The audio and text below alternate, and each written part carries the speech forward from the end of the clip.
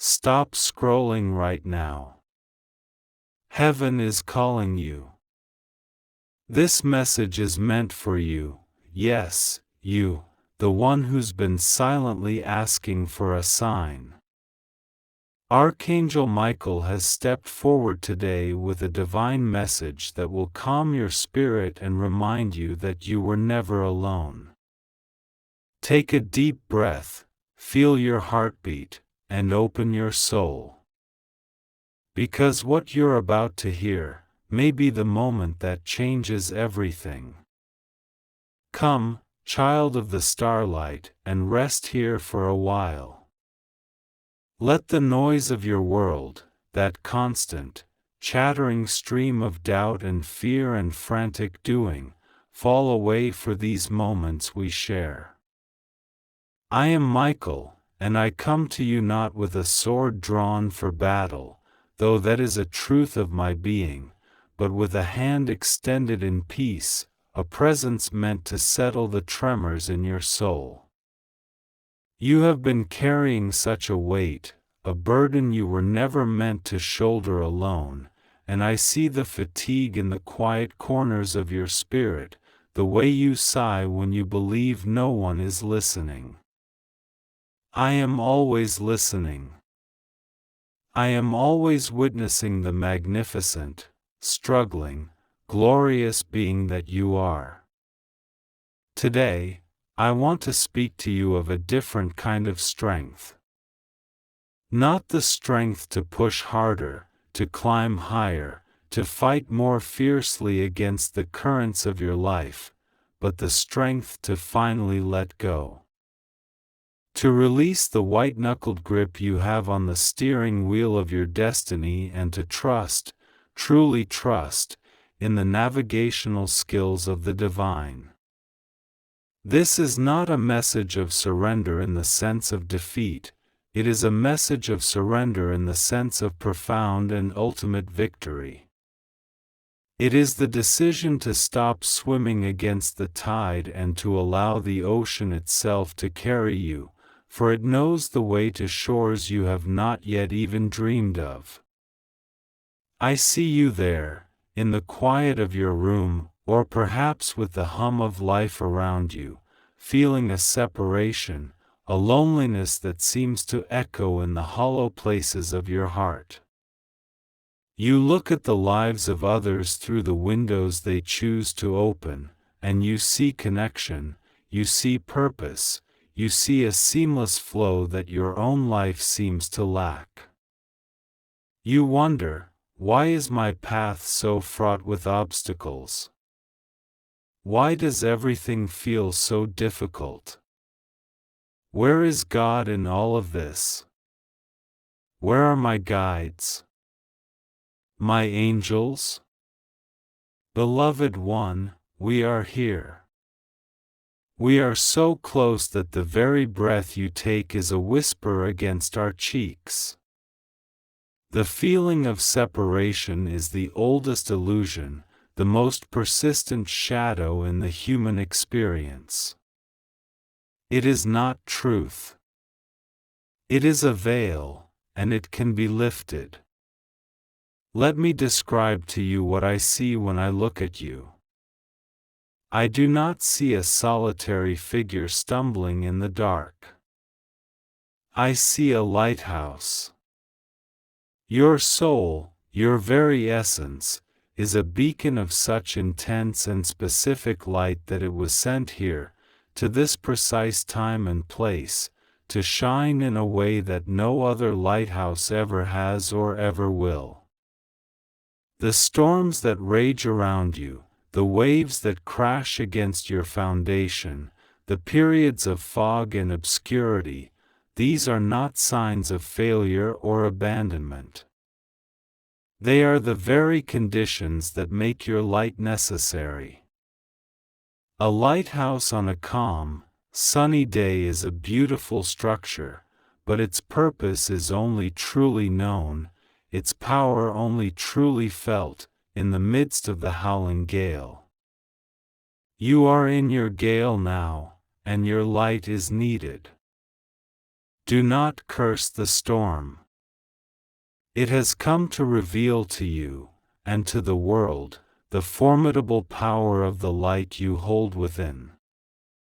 I want you to try something, right now, as you read these words. I want you to set down the burden of your own story. Just for a moment. Set down the narrative of what has been done to you, the mistakes you have made, the disappointments you have collected like heavy stones in a bag you carry on your back. Set down the identity of the one who was hurt, the one who failed, the one who is not enough. Feel the weight of that story leaving your shoulders. It is a story written on pages that are not the substance of your soul. They are like clouds passing before the sun. They may obscure it for a time, but they are not the sun itself. You are the sun. Eternal, brilliant, and constant. Can you feel it? A slight loosening in your chest. A tiny, almost imperceptible breath of relief. That is the truth of you beginning to stir. That is the real you, the God you, feeling the space you have just created by putting down a lie. This is the first step. This is the beginning of remembering who you are. Your world teaches you to seek proof, to demand evidence before you believe. You want a sign, a burning bush, a voice from the heavens. But the divine speaks in the language of subtlety, in the poetry of synchronicity, in the gentle nudges of intuition. It speaks through the unexpected kindness of a stranger, through the perfect song arriving on the radio at the exact moment you needed to hear its message, through the sudden, inexplicable feeling of peace that descends upon you in the middle of a chaotic day. These are not coincidences. These are love letters. They are winks from the universe, reminding you that you are seen, you are known, and you are cherished. I am asking you today to become a collector of these love letters. To start a journal, not of your complaints and fears, but of these small, divine interventions. Write down the moment you found a feather on your path when you were asking for a sign. Write down the phone call from a friend who spoke the very words your heart was aching to hear. Write down the dream that brought you comfort, the sudden inspiration that solved a problem, the overwhelming feeling of love you felt for your child or your pet for no particular reason. This journal will become your personal scripture, your own undeniable proof that you are not alone. It will be a light you can turn on in your darkest hours, a testament to the constant, flowing conversation between your spirit and the realm of spirit. Now, let us speak of fear. It has been a constant companion for many of you, has it not?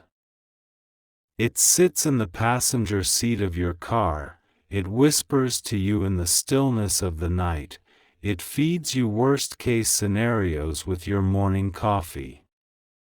You believe this fear is there to protect you, and in its most primitive form, it is.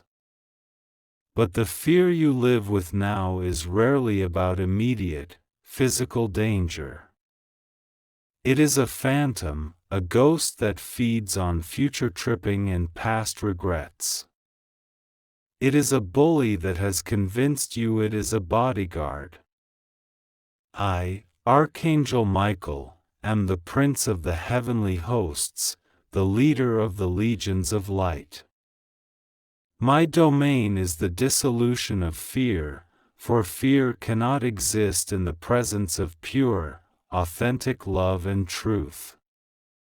And I am here to tell you that you have the authority to evict this squatter from the temple of your mind. You do not have to fight it. Fighting it gives it energy. You simply have to see it for what it is, a thought, a feeling, a collection of neurons firing based on old programming, and choose a different frequency.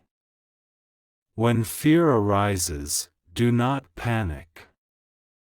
Do not judge yourself for feeling it. Simply pause. Take a deep, conscious breath, and in that breath, feel my presence. See, in your mind's eye, a brilliant, electric blue light surrounding you. This is my light, the light of protection and truth. It is a vibrational shield that nothing of a lower, fearful nature can penetrate. Now, speak to the fear. Not with anger, but with the calm authority of a master addressing a confused servant. Say, I see you. I acknowledge you. But you do not serve my highest good. I now release you back to the light from which you came.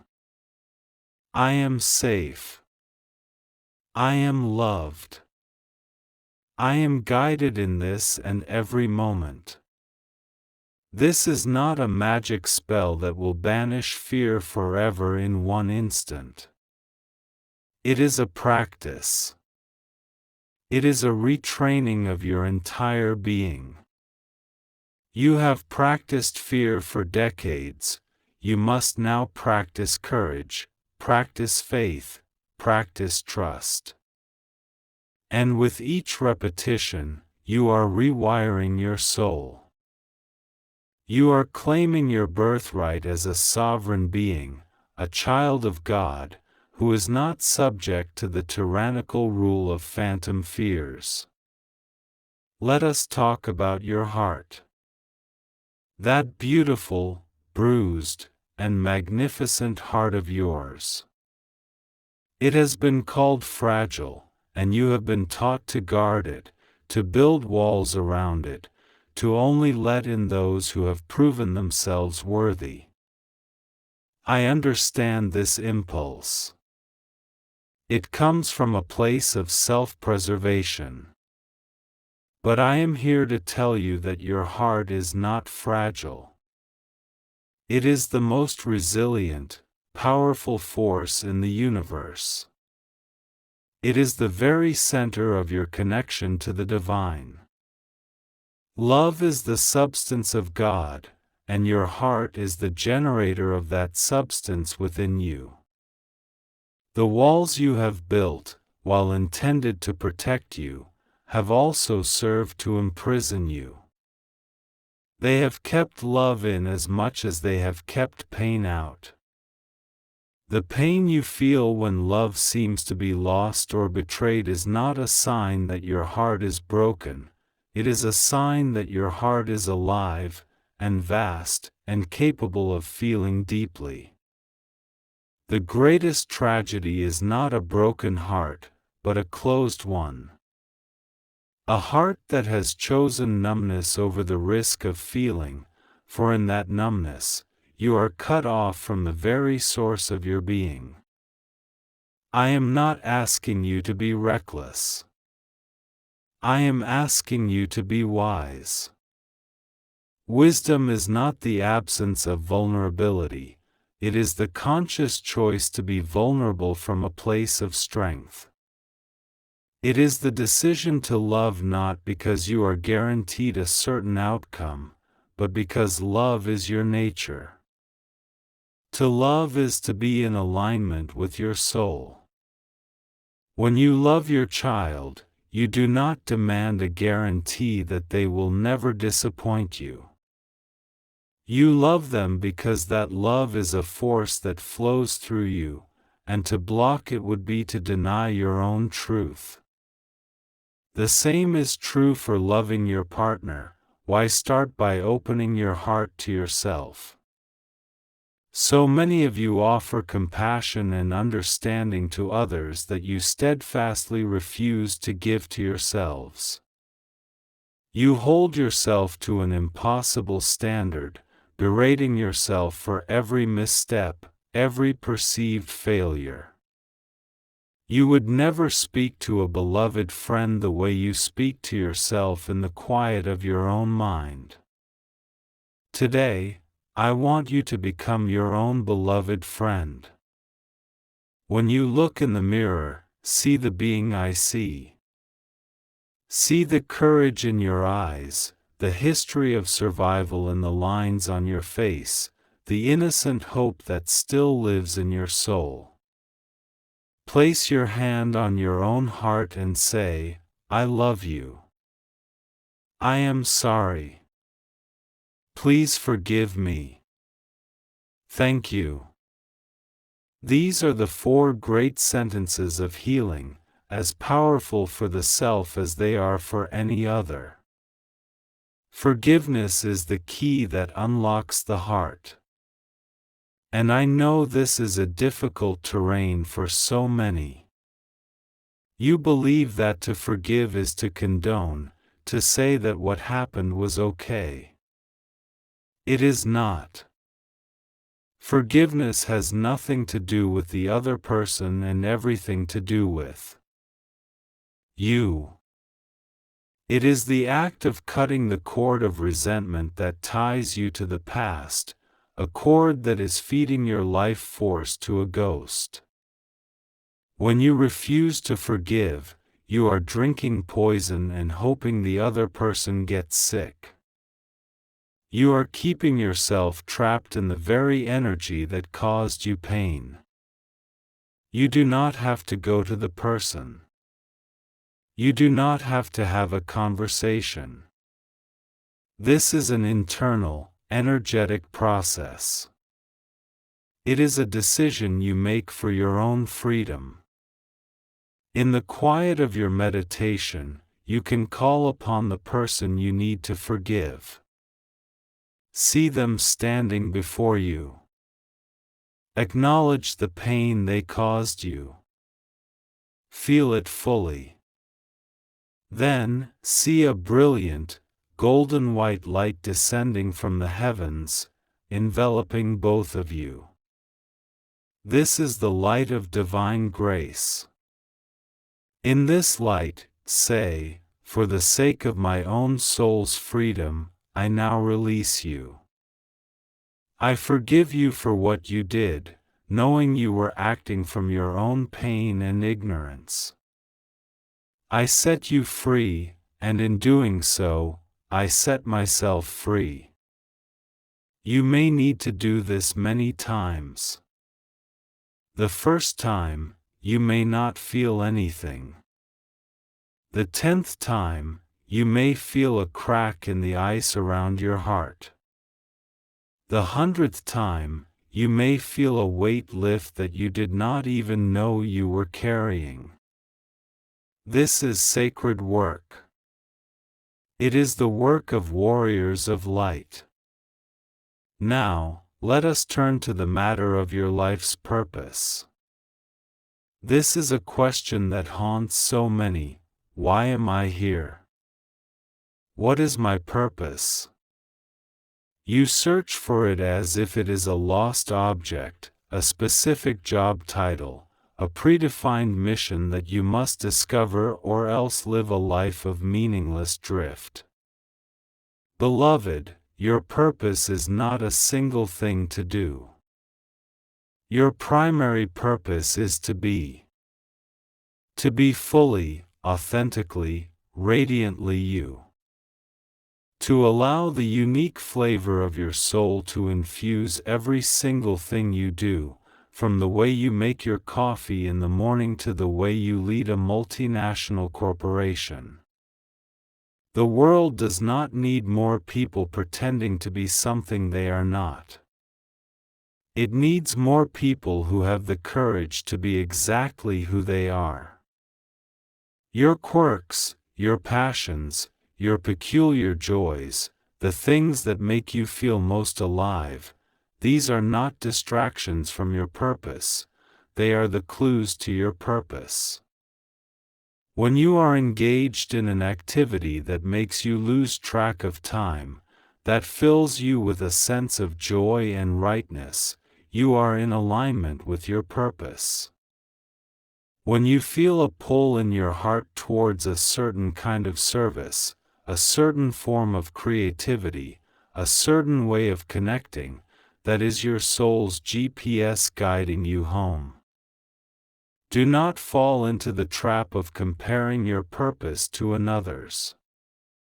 The oak tree does not look at the rose and feel inferior because it does not produce beautiful flowers. It knows its purpose is to provide deep roots and sturdy shelter. The rose does not look at the oak and feel inadequate because it is not tall and mighty. It knows its purpose is to offer fragrance and delicate beauty. You are a unique species in the garden of humanity. Your only job is to be that which you were created to be. And how do you know what that is? You listen. You get quiet. You sit in the silence and you ask, God, Divine Mother, Father, Source of all that is, show me the next step. What is the next, most loving, most joyful action I can take? And then you wait. You listen for the feeling, the nudge, the intuitive hit. It will not come as a booming voice.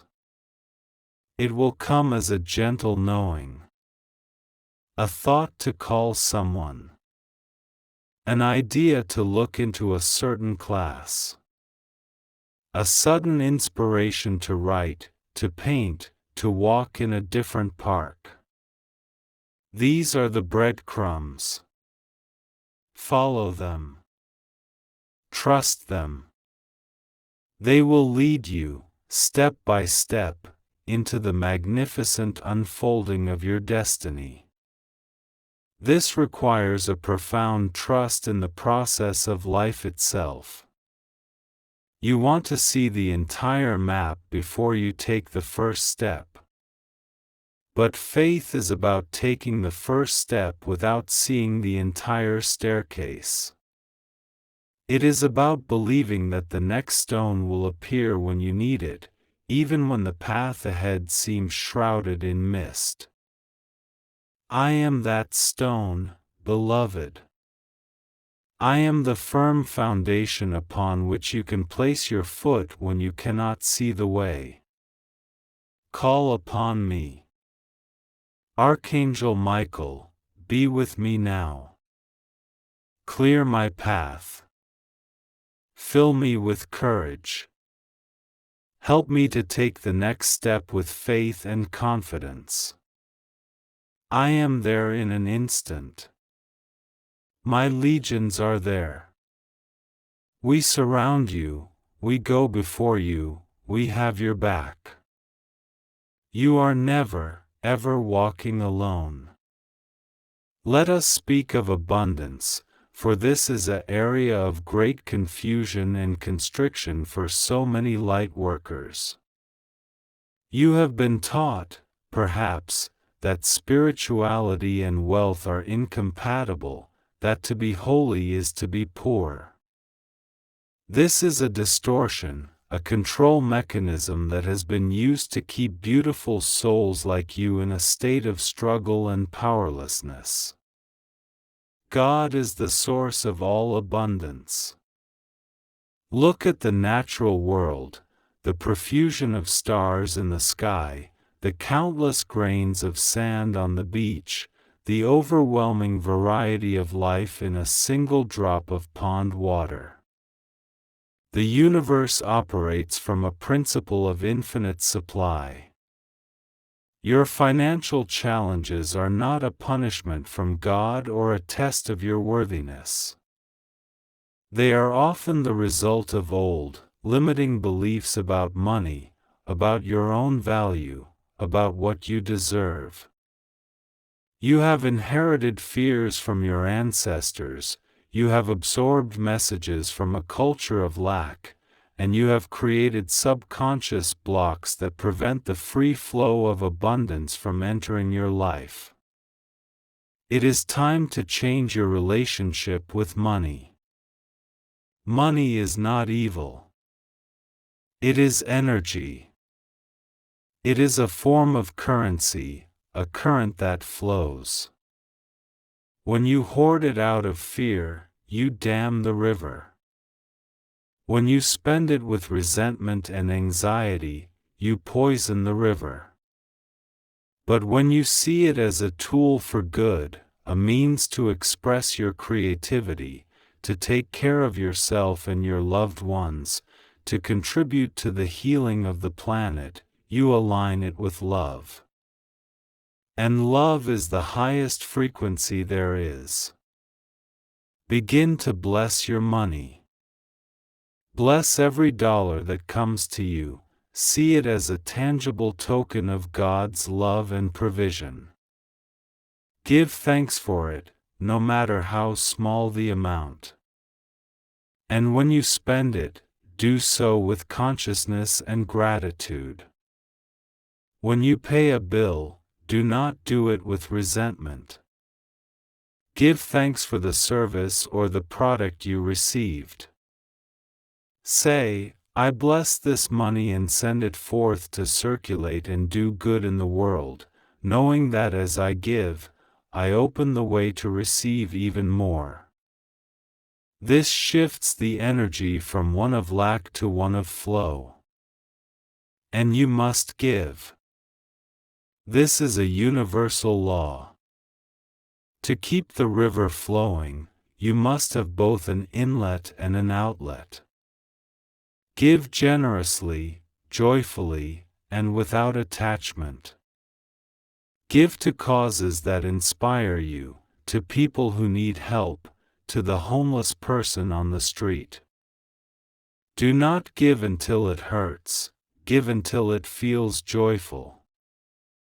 This act of open-handed generosity signals to the universe that you trust in the infinite supply. You are a conduit of God's abundance, not a stagnant pond. The more that flows through you, the more you will have to flow. Your relationships are your greatest mirrors. They show you exactly where you are in your own consciousness. The people who trigger you, who annoy you, who hurt you, they are your most powerful teachers. They are reflecting back to you the parts of yourself that you have not yet loved, accepted, or healed. When you find yourself in conflict with another, instead of focusing on what they are doing wrong, turn the spotlight inward. Ask yourself, what is this reaction in me showing me about myself? Where am I feeling insecure? Where am I being called to set a boundary? Where am I being asked to love more deeply? This is not to say that you should tolerate abuse or mistreatment. Setting clear, loving boundaries is an act of profound self-love. But even in setting a boundary, you can do so from a place of power and peace, rather than from anger and victimhood. You can say, I love and respect myself too much to allow this behavior in my life, rather than, you are a bad person for treating me this way. One statement comes from sovereignty, the other from blame. And for those of you yearning for a soulmate, a deep, sacred partnership, know this: you must first become the soulmate you wish to attract. You must cultivate within yourself the qualities you desire in a partner: love, respect, joy, passion, stability. Fill your own cup so full that you are not seeking another person to complete you, but to complement you. A soulmate connection is not about two halves making a whole, it is about two wholes coming together to create something even more magnificent. Work on yourself. Heal your heart. Follow your joy. Become the vibrant, whole, happy person you are meant to be, and you will become a magnet for that same energy. Do not despair over the past relationships that did not work out. They were not failures. They were rehearsals. They were lessons that prepared you for the love that is to come. Every heartache has carved out a little more space in your heart to hold the profound love that is your destiny. Trust the timing of your life. The divine is not late. Your partner is being prepared, just as you are being prepared, and when your vibrations align, you will meet. It is a cosmic certainty. Finally, let us speak of hope. Hope is not a flimsy, passive wishing for things to get better. True hope is a fierce, active force. It is the stubborn refusal to let the shadows convince you that the light is gone. It is the decision, made again and again, to believe in the goodness of life, even when the evidence seems to suggest otherwise. Hope is the engine of creation. It is the spark that ignites the future. Your world is going through a tremendous shift. The old structures are crumbling, the shadows are being exposed to the light, and it can feel chaotic and frightening.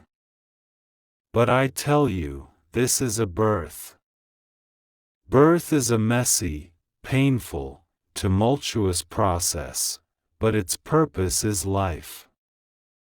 A new world is being born, and you, my beloved light worker, are one of its midwives. You are here to hold the frequency of love, of hope, of peace, amidst the chaos. You are here to be a stable point of light.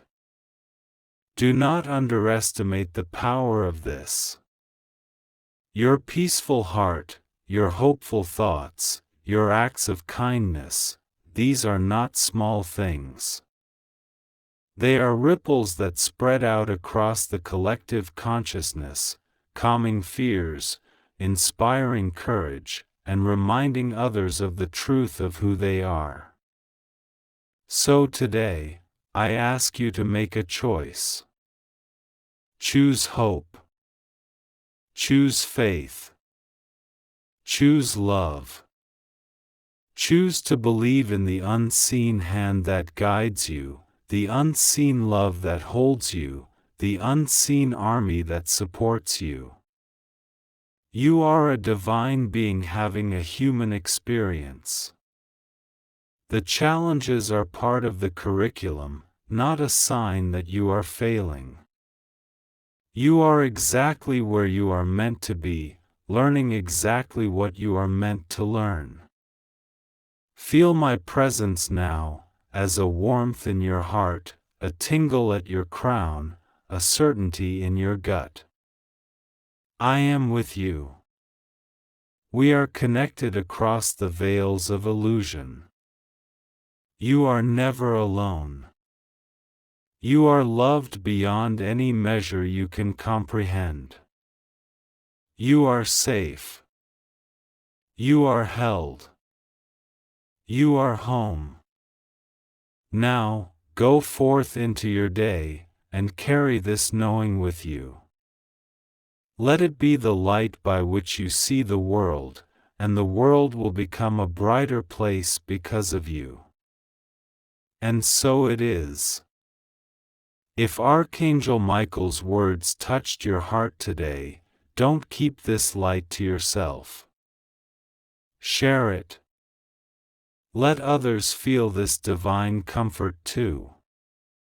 And before you go, make sure to subscribe, like, and comment Amen to affirm that you are ready to receive heaven's guidance. Remember, you are safe, you are loved, and you are never alone. Archangel Michael walks beside you, always.